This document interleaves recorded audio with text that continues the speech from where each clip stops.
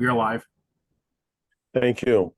Good evening and welcome to the Special Finance and Claims Committee meeting of the Common Council for today, Thursday, May 16th, 2024, beginning at 7:11 p.m. We'll start the meeting with the roll call. Council Member Jim Freyer. Here. Council Member Doug Sutton.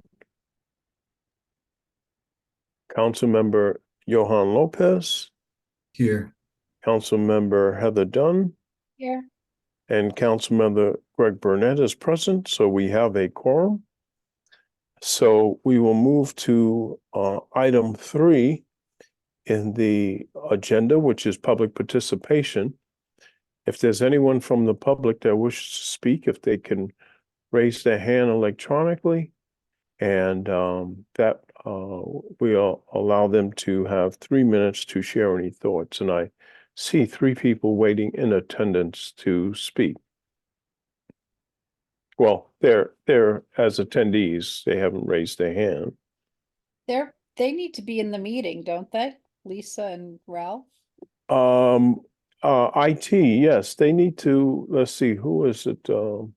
Back around the tax collector, when she, Oh, yes, all 3 of the individuals, IT that are attendees should be moved to panelists. Can you take care of that, please? And while you're doing that, I see no one else. No one has raised their hand. So we will close public participation. We received no emails related to tonight's agenda, so I will close public participation. And move to item 4, which is approval of the minutes from the Finance Committee meeting dated April 11th, 2024. Were there any additions, deletions, or omissions from the meeting minutes? Okay, hearing and seeing none, do we have a motion to approve the minutes as presented? Councilmember Jim Freyer, thank you. I'll call for the question. All those in favor of approving the minutes as submitted, show by raise of hand or electronically. Okay, great. And it's unanimous. So the minutes are approved. For those that were in the waiting room, my apologies. I don't know why the link took you to the waiting room, but we're glad that you're here now as panelists. So we will move to the tax assessor report. Paul Gorman, our interim tax assessor, which is item 5 on the agenda. Good evening, everybody.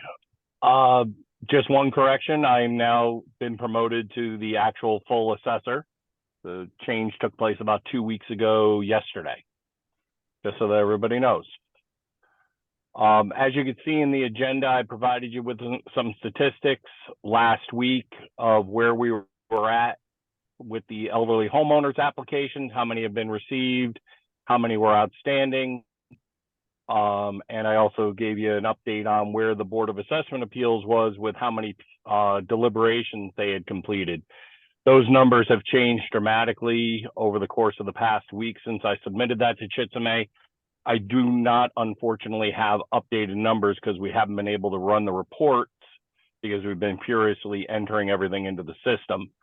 There's about 50 applications outstanding for the elderly homeowners program that Maria Pires in my office is diligently putting in and expects to have things completed by Monday afternoon, with having everything about the elderly and disabled homeowners program inputted, except for people that received an extension from OPM due to health concerns and or filing late tax returns. The BAA should be wrapping up their deliberations tomorrow, and then we begin the process or continue the process of entering all the changes that they've approved into our real estate system, and then it then gets posted to the intranet. Letters get delivered to the appellants, and then adjustments get made into the QDS system so that the bills go out with the amended numbers. And by the end of next week, I can, if anybody would like, I should be able to provide more solid numbers of how many elderly homeowners applications we received out of how many we were supposed to receive. And it'll probably be a couple of weeks before I'll be able to give any updated Board of Assessment Appeals numbers, because we have hundreds of them still to get in. Because as you saw on the agenda notice that I gave, there were 755 applications, and as of the writing last week, they're only halfway through. So we're pouring through the last half this week and next week. I'll open the floor to questions. Any questions of our tax assessor? Paul, when is the deadline for the elderly homeowners and disabled assistants? That the deadline for the applications was yesterday, unless you had received an extension from OPM. Okay, But I would say based on the numbers that I had last week and the number of applications that are on Maria's desk, I'm pretty certain that anybody that was still able to apply and was due to apply this year has done so. And we've gotten quite a few new applications due to the advertising that we did through the bills over the course of the past 6 to 9 months. So it's been effective. great. That was actually my next question, but great. Any other questions or comments for Paul? I would just think that if Paul could provide us with the updated statistics in the next within the next couple of weeks, that would be kind of helpful to be able to track some of that information. Definitely. So as soon as I'll parse it out as it comes in. So like I said, I will have the elderly homeowners information a lot quicker than the Board of Assessment Appeals. The Board of Assessment Appeals is obviously the bigger number to be worried about, because that's going to deter, I mean, the amount of money that's going to be given away, or I should say awarded in appeals, was sitting at around $11 million last week. And I will get that number to you guys as soon as I have it. But like I said, it's probably going to take a week or two for us to get through inputting the rest of the decisions. That's the number that I was more interested in, to be honest with you.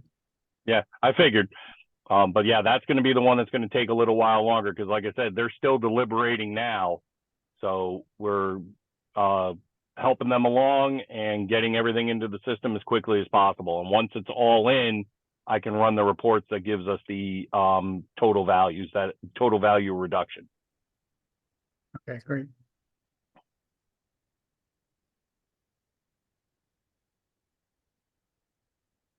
Okay, great. Thank you, Paul, for the update, and we'll look for the updated report in the next few weeks. Okay, Greg, should I just send that directly to you and then you'll disseminate it? Yes, no problem doing that. Okay, thank you very much, everybody. Have a great night. Great, thank you. All right, that moves us on to items 6, 7, and 8, which is our Claims Committee report, Tax Collector's Narrative, and Monthly Tax Collector Report. And I see our tax collector, Lisa B, is with us. I am. Can you hear me all right? Yes, we can. Perfect. Thank you. I would like to, with your permission, start with the claims. We do have several items that are special requests due to the dollar amount involved. And I will draw your attention. This is item 6 in your packet. On the very last page of the claims, the special requests are listed, and one is a real estate refund for $682,000, $682,389.66 to Home Depot from the second installment of the 2020 grand list, which was paid in January of 2022. It's an overpayment. The customer, the taxpayer, Home Depot, made a duplicate payment. It went through our lockbox service. So it wasn't like we were able to identify the check and send it back. It was processed electronically, and the taxpayer has reached out to us asking for a refund. We verified that both payments were made. They cleared the bank, 2 separate checks. A bit curious to have an overpayment of this magnitude, but nonetheless, we are presenting it to you for your approval.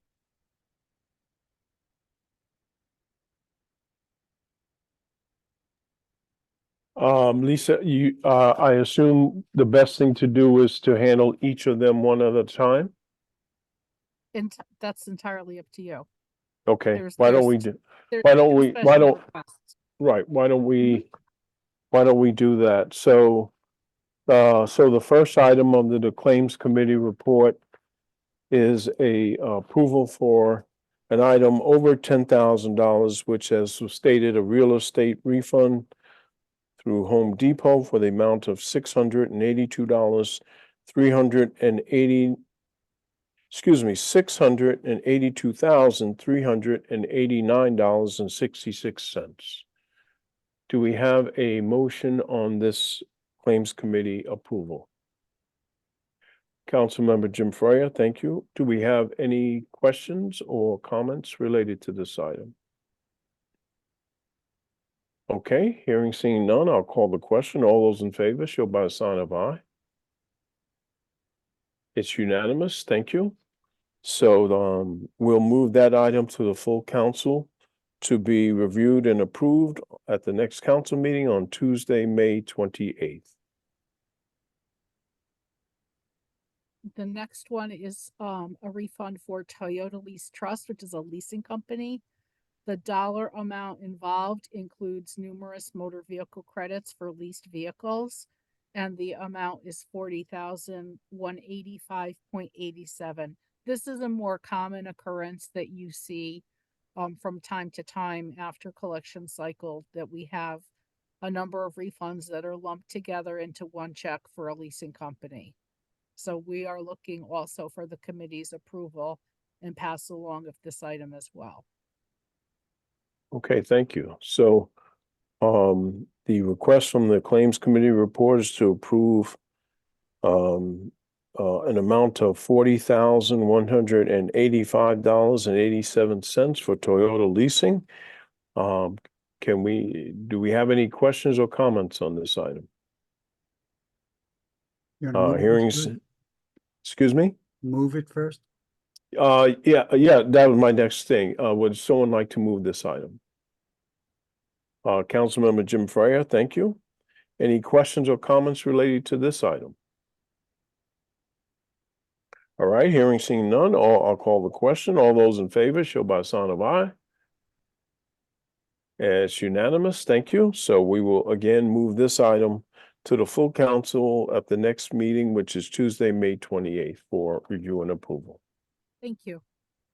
The next items on your agenda are our monthly report for the month of April, since we're now halfway through May. And as of the end of April, the narrative and the spreadsheet both show that we are at 98.13% of our adjusted levy for our collection rate for taxes, 98.8 for sewer use, and 86.2 for the IPP on behalf of the WPCA. We're right where we need to be. We did file our liens on April 2nd. We are actually now looking ahead to the billing of the 2023 grand list, which we need to get underway later this month. Paul Gorman and my office are trying to work together on this to get those bills out as soon as we can. Paul does have some challenges in getting the elderly disabled homeowner information into the system, as well as some motor vehicle questions and the Board of Assessment Appeals changes. But at some point, if things are still not done, we will pull the plug on the input and try to get those files over to the printer, because we don't want to have the situation we had last year where the bills go out at the very end of the month. It's just not good. We really want the bills to be out by the second week of June. That is the goal. We're all working towards that goal. So that's looking forward to next year.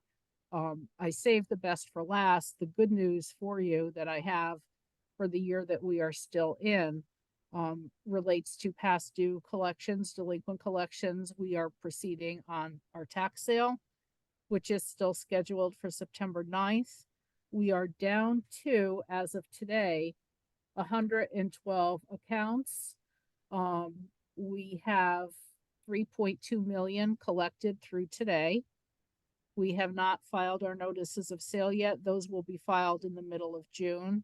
But the first big mailing of demand notices, demand for payment relative to the sale with specific information about the sale, those are going out tomorrow. You may hear from your constituents regarding that. But those demands are going out tomorrow. We're giving them until June, I believe, 14th to pay on the demand before we file our notices of sale. Once we file the notices of sale, that's when the process officially begins, leading up to 12 weeks later, the actual sale itself. Most of those properties, we will not have 112 properties on the day of the sale. We expect to have a dozen or two. But 3.2 million collected already is really good.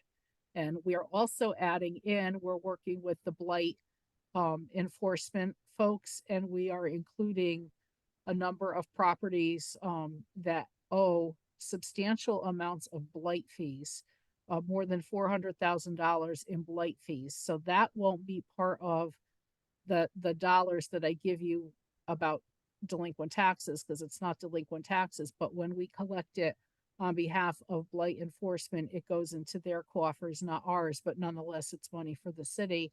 And it's a very efficient way to bring that money in. We are allowed by statute to do that.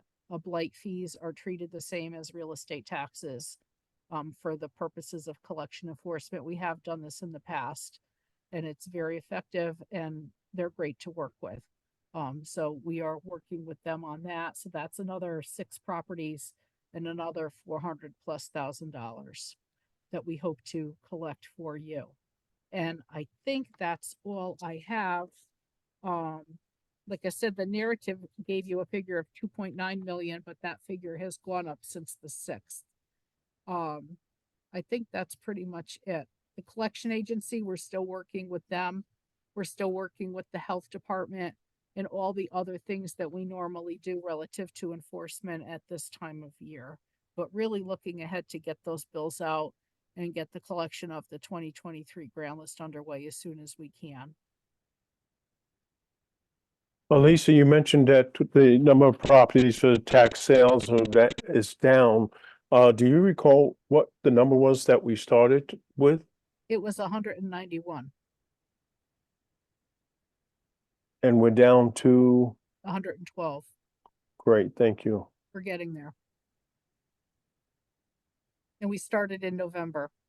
The first set of letters went out in November, like a pre-sale letter identifying properties that met the criteria for the sale, 3 years or more back, 15,000 or more due. Either or criteria they were in. So we were able to identify in advance of actually doing some of this paperwork. We knew those properties were in, and we gave folks a heads up. They were able to address the tax issue before the process went any further on our end, basically. So basically, they've received several notifications, and so the final, well, not the final, but the most current information being sent to them won't be a surprise. They've No, been, it shouldn't be, no. right. Because in many of these cases, we've sent multiple letters. In some cases, the properties have actually been in prior sales as well. There's a number of properties like that, but most of these folks are already aware of it. We do try to give them as much of a advance notice as we can, because in some cases they're going to be seeking financing or some other way to address the delinquency. So it gives them more time to do that. And you can see a lot of them did, but we've already done we've already at this point done title searches. We haven't yet started photographing. We'll be doing that next week. And the boards that you're familiar with in the lobby, those will all go up the third week of June, after the notices get filed in the land records book. But we're hopeful that as many as we can get paid between now and then, that won't have to happen. And that's what the purpose of this mailing is. It's called a demand, and it's not meant to imply rudeness, but the term demand is a legal term that we are required, tax collector is required to demand payment before proceeding with collection enforcement, such as a tax sale. So that's why we call it a demand for payment. It's not meant to be threatening or rude. It's a statutory term that's required to be done. You mentioned the boards go up the third week in June for a tax sale in September? Yes. Really? Okay. We usually have the sale in July, and the boards usually go up like, early May, like the first week of May. But everything is different this year because the sale is in September. Got it. Okay, any other comments or questions for our tax collector? We are so close to 99%. I can taste it. 2 months to go. This month, Yes. next month. Yep, We're trying. good, great. Thank you. Okay, thank you. And we'll look forward to an update next month. Absolutely. Thank you, folks. We'll see you next month. Great, thank Thank you. you. Okay, moving on the agenda, item 9, received the Oak Hills Authority monthly financial statement for March. We will table that item till the June meeting. Oak Hills is not available this evening. So that will now move us to item 10, which is to discuss and approve the fiscal year 2024-2025 Parking Authority budget. And let me look here. I don't see anyone from the Parking Authority on the call. Jim Travers. I'm not sure what happened there, so we will table that item also till the June meeting. So moving on to item 11, which is to discuss and approve fiscal year 2024-2025 Water Pollution Authority budget. And I see Ralph Kolb, who is our supervisor of environmental engineering on. I believe, yes, just Ralph, over to you. Thank you. Thank you very much. Good evening, everyone. Ralph Kolb, Senior Environmental Engineer for the Norwalk Water Pollution Control Authority. Included in the board package tonight is a letter from April 4th, 2024 to the BET discussing the WPCA operating budget along with the revenue and expenditure backup. So the WPCA is an enterprise fund for the city of Norwalk and oversees the operation of the wastewater system, which includes a 18 million gallon per day wastewater treatment plant, over 200 miles of collection system, and 22 wastewater pump stations. We contract out the operations of the wastewater system to Veolia, and we're finishing the 4th year with Veolia as come June 30th. With the budget that's been enclosed, the WPCA board back in February approved a 4.5% sewer fee increase on both residential and commercial accounts. This fee increase was based on our financial model that our consultant Woodard & Kern has prepared for the WPCA several years ago, and we update it annually to reflect dynamic conditions, capital needs over the next few years, operating needs, etc. That all go into this model, and we continue to update it. And based on that model, the recommendation was the 4.5% to meet our objectives. Back here.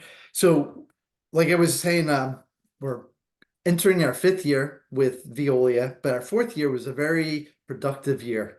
We did significant progress in many key areas, especially collection system, treatment plant, emergency response, customer service. We've done several big projects at the treatment plant. We've added enhanced nitrogen, nutrient and nitrogen monitoring to help the process. We did a major rehabilitation on our number one sludge blend tank. We started up a scum filtrate processing enhancement program, and we use smart technology to assess our assets. So one of the technologies that we used was a smart ball to assess the Keeler Brook pump station force main. And the positive out of that is we are looking to upgrade the pump station, but the force main's in good shape, so we're saving the city or WPCA $2 million. We don't have to replace it. So by using these technologies, we were able to confirm the condition of the asset.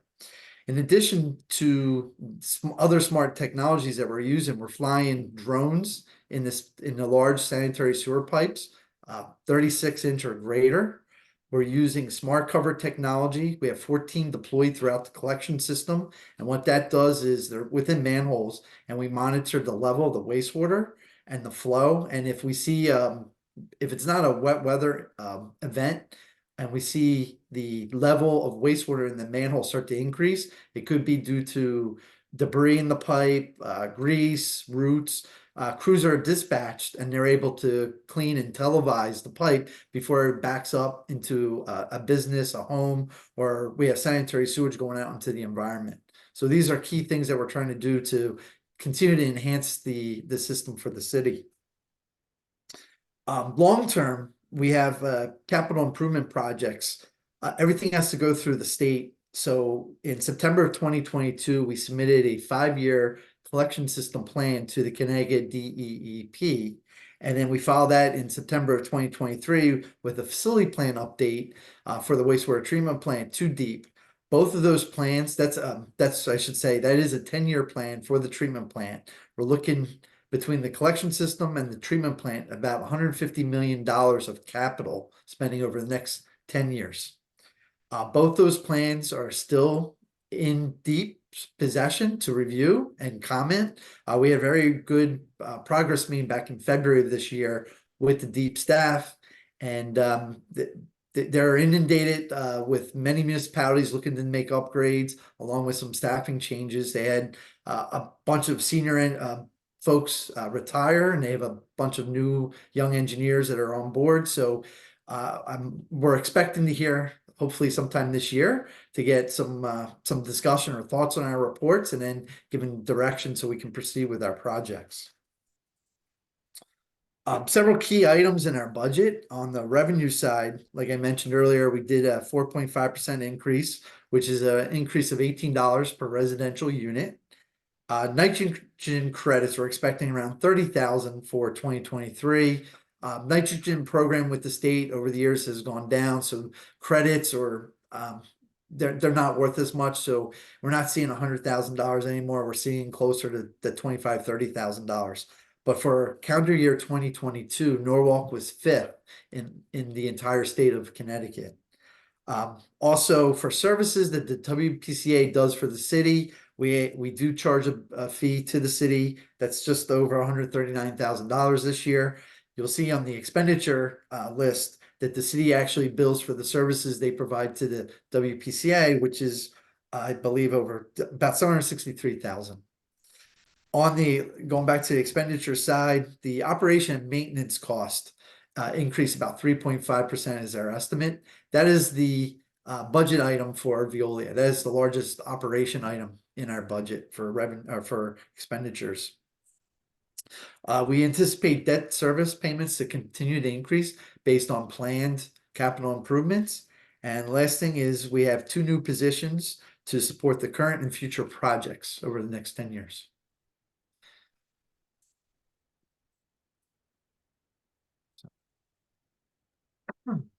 Great, thank you, Ralph.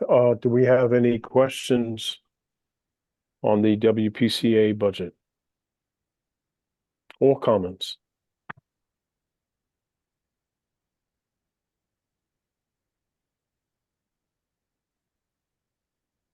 I guess that's a good thing. very well presented and detailed. And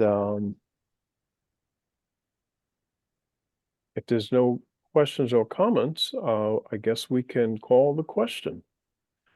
All those in favor of approving the WPCA Authority budget for fiscal year 2024-2025, show by all those in favor, show by a raise of hand. Okay, and it's unanimous. Great, thank you. Thank you So very much. this item will move to the full council for final approval on the next council meeting on Tuesday, May 28th. Great. Thank you, Ralph. Thank you again, everyone. Have a great night. Thanks, You too. Ralph.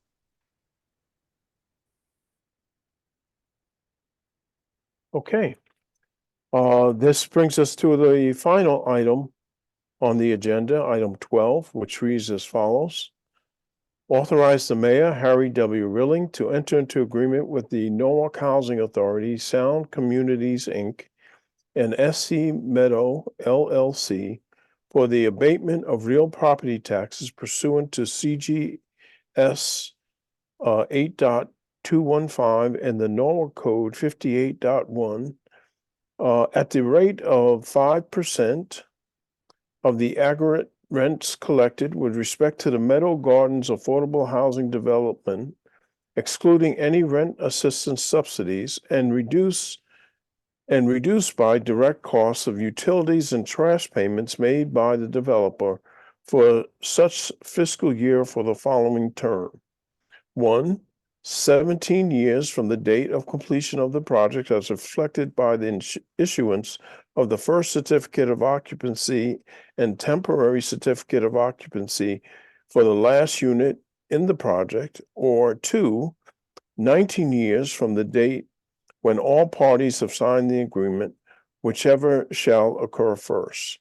Do we have a motion on this item? Councilmember Jim Freyer, thank you. And we have with us our corporate counsel, Darren Callahan, along with the Norwalk Housing Authority Development Consultant, Joel Rotman, and our Chief of Economic and Community Development, Jessica Vonacek, to review this request. Darren, are you taking the lead? Yes, thank you, Mr. Chairman, and good evening to the members of the Common Council. Can everyone hear me okay? Yes, we can. Great. So this is a request by the our Norwalk Housing Authority for a tax fixing agreement. We've done these in the past. There have been, I think, well, there was 2 separate developments that we did tax fixing agreements for, but there were multiple tax fixing agreements within those developments. So it does come up from time to time, and it comes up in the same framework it's come up here. So a little bit of background, the Housing Authority intends to redevelop with its redevelopment partner, Meadows Garden. Meadows Garden is located at 45 Meadow Street. A little bit of background on that. It was built in the 1960s. We are, almost 85 years, 65 years later, and it's now deemed physically obsolete by HUD standards, which basically means that it costs more to rehab than to construct as new. It is my understanding, last we were told, it was a $35 million project. It's being funded or financed by low-income housing tax credits, and also in part by HUD funding. The development itself is 55 affordable housing units, 36 of which are reserved for households earning 30% of AMI, and 19 of the units, or the remaining units, earning up to 50% of AMI. The tax fixing agreement that is being proposed is, and as similar to other ones we've done, as I mentioned, is pursuant to Connecticut general statutes, specifically section, Connecticut General Statute, section 8-215, which has been codified in chapter 15, or excuse me, chapter 58 of our code. The specifics that as it relates to the collection of taxes that the committee, I'm sure, is interested in is that instead of paying taxes based on an assessment and a mill rate, the development or owner will pay taxes based on a formula, which was just read into the record. And again, that formula is determined by multiplying the aggregate rent collected over the fiscal year, excluding or reduced by, to say otherwise, by rental assistance subsidies, and also offset or reduced by the cost of utilities and trash collection payments, and then multiplying that that number by 5%. It's my understanding that the estimated, or the deck that I've seen on it, the estimated collection per year would be in around $30,000. I'm sure Joel, who I'll introduce or hand this over to shortly, can provide greater clarity on that.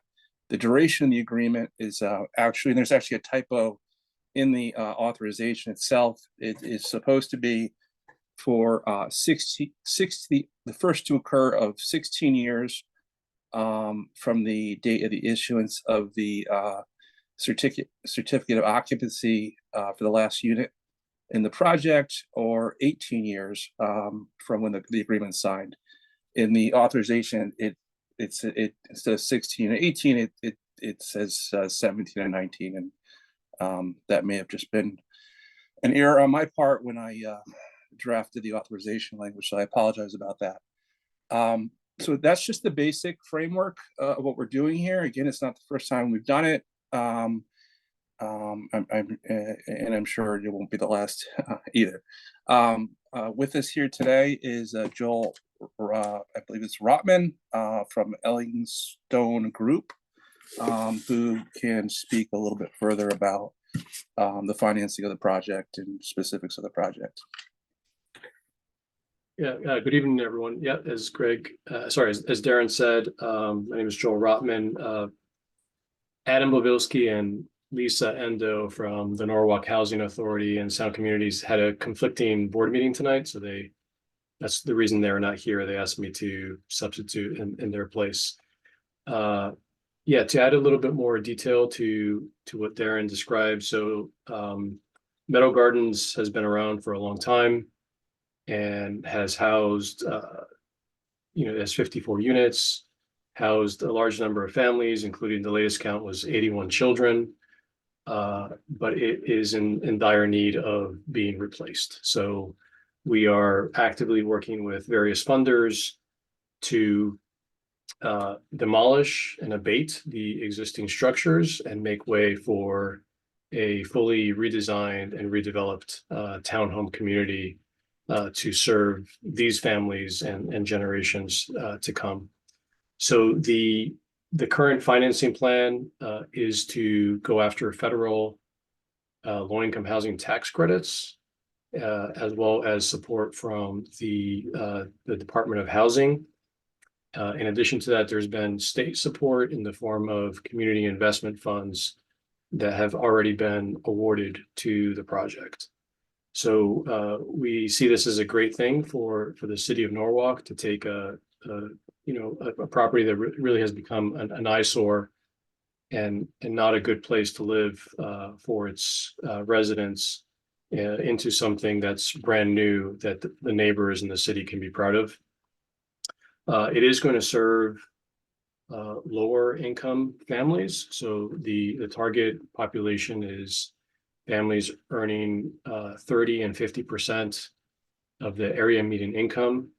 Most of the units will be higher bedroom counts to serve families that otherwise really struggle to find that size units in the city of Norwalk. And the reason for this tax abatement is to compensate for those lower rents that the property is proposing to house lower income households. So I think the request is for approval of this tax agreement to subsidize the operating expenses for the property to allow it to finalize its financing package with the other funders.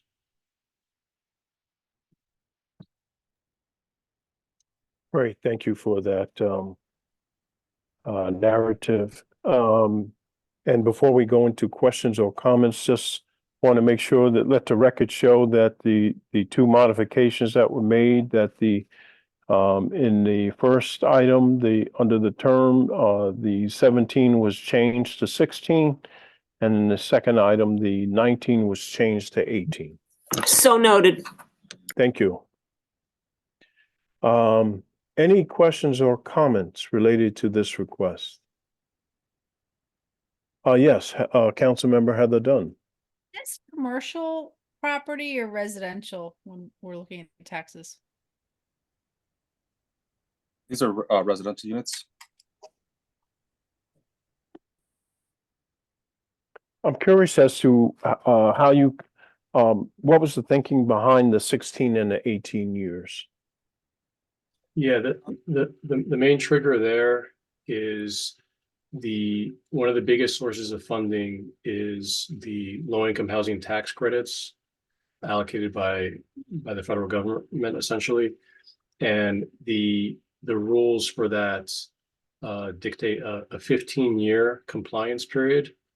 But because of financial closing timeframes, there's an extra year there just to make sure that the project doesn't become out of compliance during its operating period.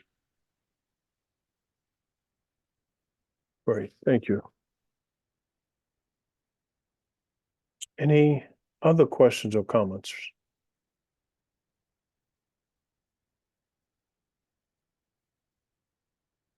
Well, I think this is a very helpful program in terms of seeing this project move forward. It's going to help several families in the Norwalk community. I think it continues to show our support for affordable housing, and this is another positive step towards making that a reality. So